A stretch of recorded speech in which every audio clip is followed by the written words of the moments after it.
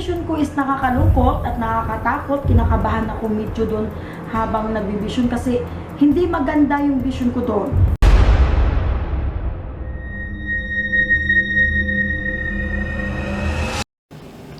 Hello po mga ka-PTV, sa video na ito ay tatalakayin natin ang masasamang pangitain sa isang lugar na ito ayon sa mga visions ni Madam Rudy Baldwin.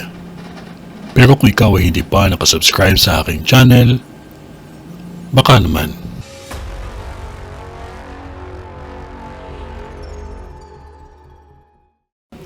Mga residente sa lugar na ito maging maingat dahil alam naman nating lahat na mainit ang panahon at marami ding mainit ang ulo na kung saan nauwi ang isa sa sunog.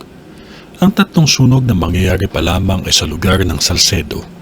Tatlong sunog po ang nakikita ko na mangyayari dyan at ang dalawa ay sadyang malawak at napakalaki ng inabot ng apoy.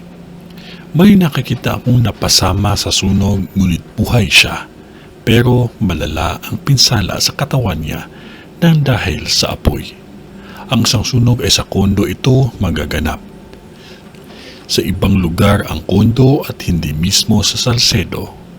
Mga taga Salcedo, mag-ingat dahil dalawa dito ay malaking sunog. Meron akong nakikita na tinapos ang kanyang buhay at tumalon ito sa mataas na gusali. Ngunit hindi ito Pilipino, kundi ibang lahi. Magkaroon po tayo ng pakialam minsan sa paligid natin, lalo na kung ito ay may problemang dinadala, kalahi man natin o hindi. Sa lahat ng mga nagmumotor maging maingat din.